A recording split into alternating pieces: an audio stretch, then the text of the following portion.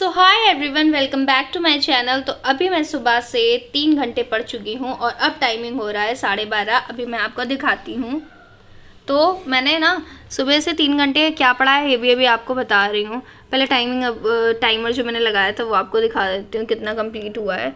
ये दे, तो ये 2 hour 56 minute हुए, वही अप्रॉक्स 3 के समझो। ठीक है, तो मैंने क्या किया था, मैंने फोटोसिंथेसिस इन हायर प्लांट्स ये वाला चैप्टर पूरा कंप्लीट कर लिया है, मैंने पूरा पढ़ लिया है और अच्छे से पूरा पढ़ा है।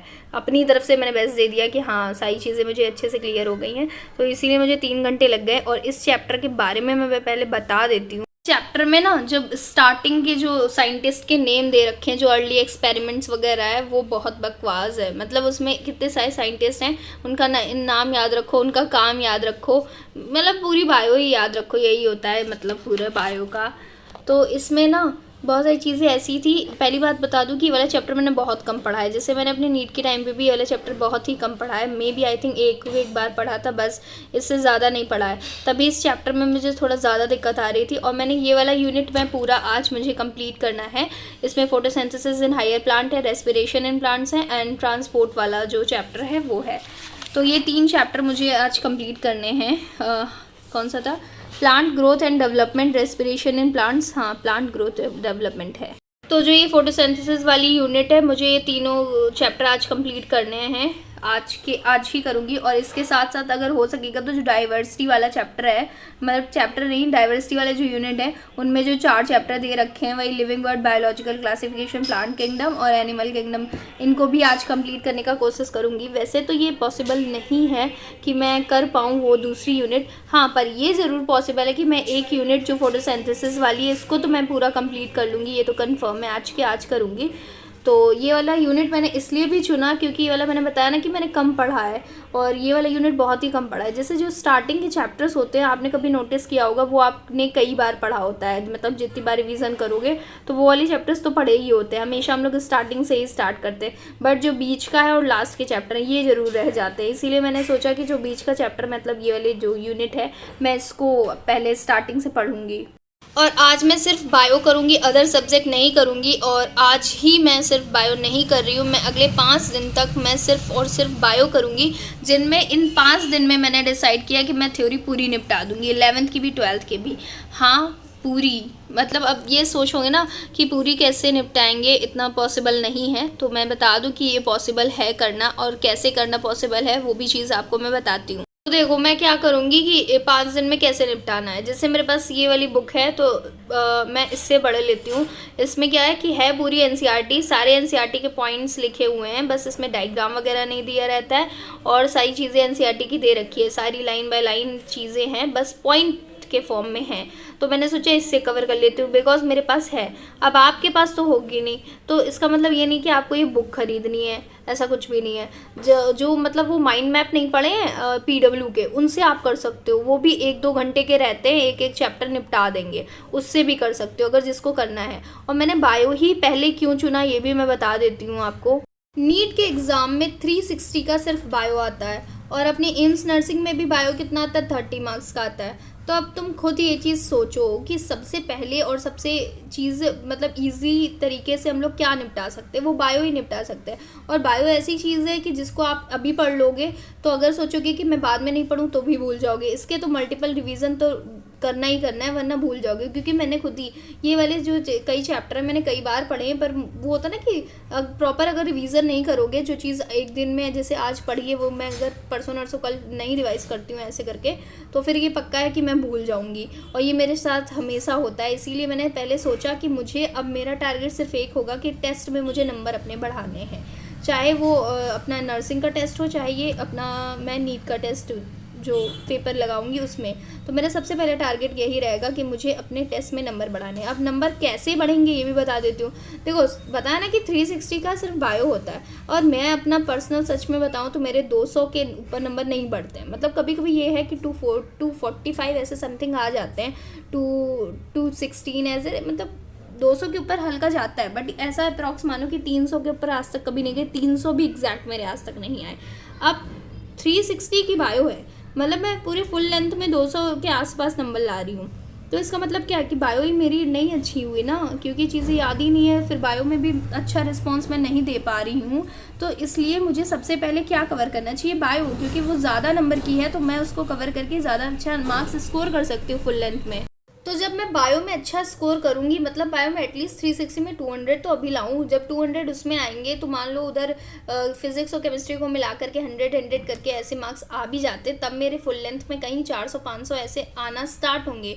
तो मैं नंबर तो टच करूँ 400-500, मेरे आ ही नहीं रहे, तो इसका मतलब क्या है, मैं सिलेबस पीछे नहीं भागना है, मत भागा करो, नंबर पीछे भागो। मुझे तो ऐसा लगता है, पर्सनल बता रही हूँ, क्योंकि सिलेबस के पीछे मैं हमेशा 2 साल से भागती रही, लेकिन मेरे नंबर तो अटके वहीं पर हैं। तो मुझे फोकस कहाँ करना चाहिए, मुझे फोकस करना चाहिए, मुझे अपना टेस्ट के नंबर बढ़ाने हैं फुल लेंथ में। वो भी पार्ट टेस्ट की बात नहीं करूँ, पार्ट टेस्ट में मेरे ठीक ठाक नंबर आ जाते थे, लेकिन फुल लेंथ में आज तक नहीं आए हैं। तो इस यही रीज़न है सिर्फ ना आने का, कि मैं फोकस नहीं कर रही हूँ टेस्ट पर। सबसे ज़्यादा फोकस टेस्ट पे ही करना है और क्वेश्चन प्रैक्टिस पे ही करना है। तो वो कैसे होगा, तो इसके लिए मैंने सोचा कि 5 दिन में कैसे, बताया अभी माइंड मैप के थ्रू, या ऐसे कंप्लीट करके आप कर सकते हो थ्योरी बायो की। एक बार तो एटलीस्ट कंप्लीट कर लोगे ना। अब इसके बाद क्या करना है, पूरा ये कंप्लीट करने के बाद अब क्वेश्चन प्रैक्टिस पे आ जाओ। 5 दिन में ये कर रहे हो, 5 दिन क्वेश्चन प्रैक्टिस लगातार करो, सिर्फ बायो की ही करो, सिर्फ बायो की। सोचो एक टाइम में, मतलब एक दिन में कर डालो, अच्छे खासे क्वेश्चन कर डालो, 200-300 क्वेश्चन कर सकते हो एक दिन में बायो के। तो जब मैं इतने क्वेश्चंस प्रैक्टिस करूंगी और लगातार मतलब 10 दिन मैंने डिसाइड किया कि बायो के देना है, 5 दिन थ्योरी 5 दिन क्वेश्चन, तो अब खुद सोचो ना, मेरी पूरी बायो कंप्लीट हो गई है।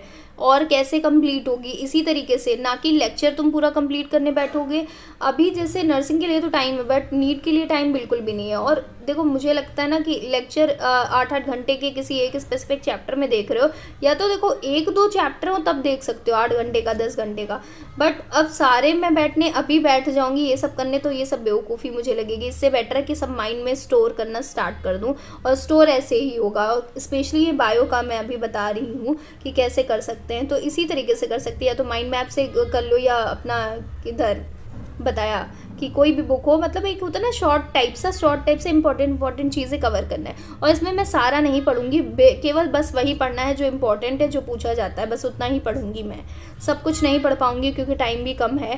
तो जितना क्वेश्चंस लगाऊंगी, पेपर लगाऊंगी, अपने आप सारे क्वेश्चंस जो आएंगे उनकी थ्योरी वापस से रिवाइज जब करूंगी, जो गलत होंगे ना क्वेश्चन, ऐसा तो नहीं सही होंगे सारे, तब वापस से फिर से उसका रिव्यू जब करूंगी, तो उस टाइम थ्योरी मेरी दोबारा कवर हो जाएगी। तो वो ऐसे करके मल्टीपल टाइम्स अपना बायो को रिवीजन होता रहेगा। तो मैंने यही डिसाइड किया कि पहले बायो को निपटाओ फटाफट, उसके बाद अपना मल्टीपल रिवीजन वो तो बाद में होता ही रहेगा। तो ठीक है, मुझे बस यही सारी चीज़ें बतानी थी, बहुत देर से बक बक बक बक कर ली है। अब थोड़ा सा पढ़ती हूँ, मतलब थोड़ा सा ब्रेक और थोड़ा लूँगी, बिकॉज 3 घंटे मैंने सुबह से हो गए, और अभी 1 घंटा भी मेरा ब्रेक प्रॉपर हुआ भी नहीं है। अभी कितना ये टाइम हुआ होगा, अभी देख के बताऊँगी, मतलब 15-20 मिनट हुए होंगे। ये होता है ज़्यादा देर तक बोलने का नतीजा, अटकने लगती हूँ।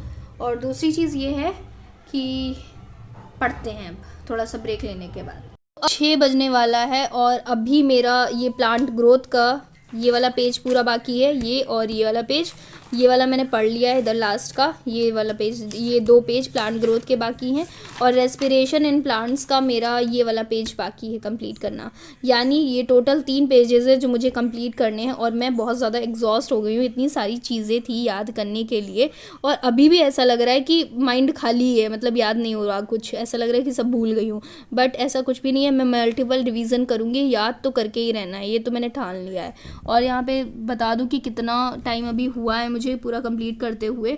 तो सुबह से मुझे 5 आवर 13 मिनट्स हुए हैं, मैंने इतना कंप्लीट कर लिया, बस थोड़ा सा बचा है जो मैं कंप्लीट करके ही सोऊंगी।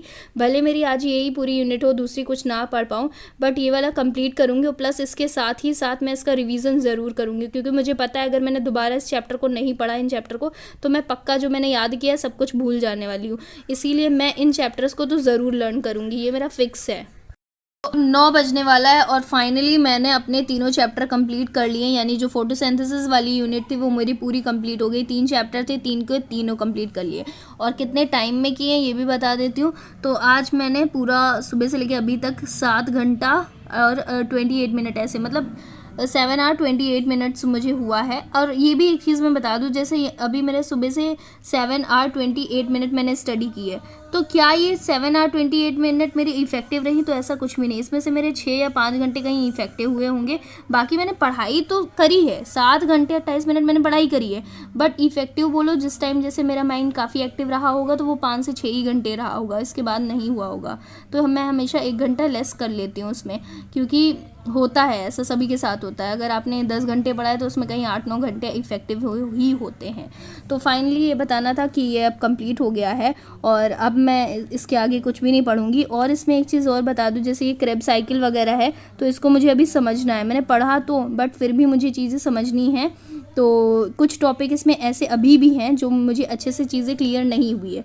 बट देखो मैं क्या करूँगी इसमें, अब कल मैं क्या करूँगी कि मैं कोई 3 चैप्टर इजी वाले लूँगी जो मुझे ऑलरेडी आते हैं, जैसे मैं स्पीड में कर पाऊँ उनको कवर, उनको करूँगी, उसके साथ साथ इसका रिवीजन करूँगी। क्योंकि देखो अभी ये 3 चैप्टर मैंने करे तो हैं, लेकिन ये 50% ही हुए हैं। जब तक इनको मल्टीपल रिवीजन मैं नहीं कर लूँगी तब तक ये सारी चीज़ें मेरे दिमाग में अच्छे से सेट नहीं होंगी। 85% मुझे मतलब सेट हुआ है पूरे माइंड में मेरे। तो इसलिए मैं सोच रही हूँ कि इसको मैं वापस रिवीजन कह रही हूँ, रिवीजन तो करना ही पड़ेगा वरना कोई फ़ायदा नहीं, वापस भूल जाऊँगी, पता है मुझे अच्छे से। तो इसको वापस मैं रिवीजन करूँगी, चाहे वो अब माइंड मैप के थ्रू कर लूँ या वापस ऐसे ही इसको मतलब इस बुक के थ्रू कर लूँ, चाहे जैसे करूँ, बट रिवीजन करना है। और देखना, एक चीज़ और बता दूँ कि ये रिवीजन अभी होगा सेकेंड टाइम, और उसके बाद जब मैं टेस्ट दूंगी तब मेरा रिवीजन वापस होगा, और फिर जब मैं फुल लेंथ टेस्ट दूंगी तब मेरा रिवीजन होगा। तो इसी को कहते हैं मल्टीपल रिवीजन, ऐसे ही होंगे। तो अभी के लिए जब तक मैं थ्योरी रखूँगी तब तक तो मैं थ्योरी ही रिवाइज़ करूँगी फटाफट, इसी के मतलब इसी बुक के थ्रू, या माइंड मैप वो तो बात की बात रही अलग। तो यही मुझे बताना था। अब फ़िलहाल के लिए मैं यहीं पे व्लॉग एंड करती हूँ। So that's it for this video. Thank you so much for watching. Bye bye.